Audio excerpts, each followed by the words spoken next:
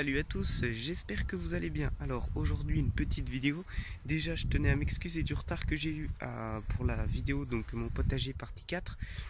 Voilà, j'ai eu un problème avec mon téléphone, du coup elle est sortie le 11 au lieu du 10. Donc bon, au pire c'est pas grave, d'un jour. Bon alors, aujourd'hui une petite vidéo pour vous montrer ce que j'ai fait, parce que la saison des petits pois est terminée, du coup je les ai enlevés. Et du coup je vais vous montrer ce que j'ai fait, ce que j'ai prévu de faire. Et puis voilà, allez, c'est parti, je vous montre ça tout de suite. Donc alors, comme je vous l'ai dit, la saison des petits pois est terminée. Donc nous avons dû enlever les petits pois. Donc comme vous pouvez le voir, il n'y a plus de petits pois. Donc les rames sont coupées, hop, dans la cachette pour l'hiver, pour allumer le feu. Et donc du coup, voilà, on a tout enlevé.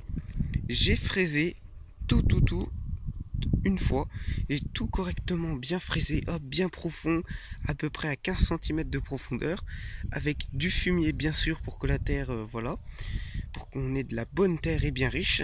Et donc voilà le travail. Alors j'ai planté du coup mes côtes de bête, donc ici, donc comme vous pouvez le voir, voilà, donc les fameuses côtes de bête. Et donc celle-là c'est le pied que j'ai acheté parce que les miennes étaient assez en retard. Et donc voilà, ça c'est les miennes, donc que j'ai pu planter aussi en pleine terre. Voilà.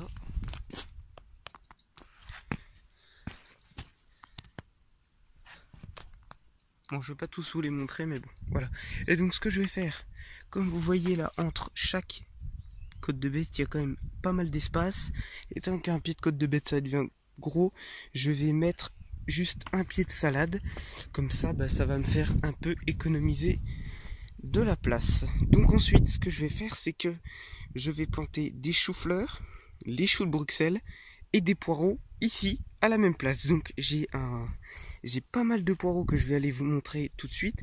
Et donc je ferai une vidéo comment planter les poireaux, comment planter les choux, ma méthode, bien sûr. Et puis voilà, donc oui, au fait, une chose toute nouvelle pour le potager. J'ai enfin eu une serre tunnel pour les semis. Donc ça va bien m'aider parce que mes semis cette année avaient vraiment trop levé parce qu'ils ne voyaient pas le jour. Enfin, je les avais mis dans ma chambre, comme vous avez pu voir sur les photos, sur les autres vidéos. Et du coup, il y avait la lumière, de la vraie lumière, enfin tout le temps, pratiquement, et que la lumière du Velux. Du coup, ils ont levé et puis ça m'a fait perdre énormément de temps. Donc, je vais vous montrer immédiatement la serre et je vais vous faire la petite visite. C'est parti! Donc c'est parti, voici la serre tunnel. Donc voilà, donc quelque chose de vraiment très bien.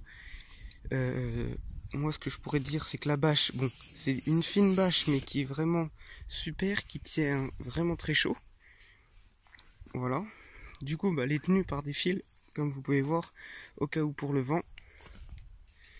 Donc ce que j'ai fait, c'est que j'ai mis une bâche.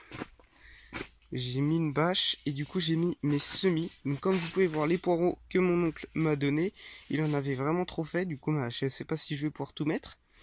Donc voilà, donc bon voilà, comme vous connaissez les semis qui restent, donc qui sont dans la serre et qui sont bien parce qu'il fait vraiment très chaud.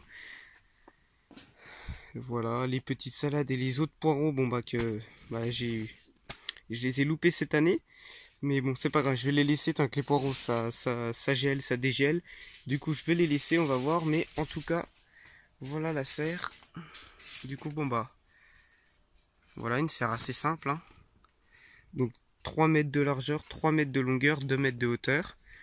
Et c'est quand même pas mal. Donc, ça fait à peu près 9 mètres carrés précisément. Et donc, voilà. Et donc, c'est vraiment super. Parce qu'il fait bien chaud. Et du coup les semis se sentent bien. Il n'y a aucun coin pour que le vent passe. Et comme vous pouvez voir ici, hop, il y a des piquets. Comme ça, il n'y a aucun passage du vent. Donc les volets sont fermés, enfin les choses qui ressemblent aux volets. Bon quand c'est ouvert ici et puis quand c'est ouvert ici, il y a le vent. Et moi je peux vous assurer que quand c'est fermé ici et quand les volets sont fermés, il n'y a aucun passage pour le vent.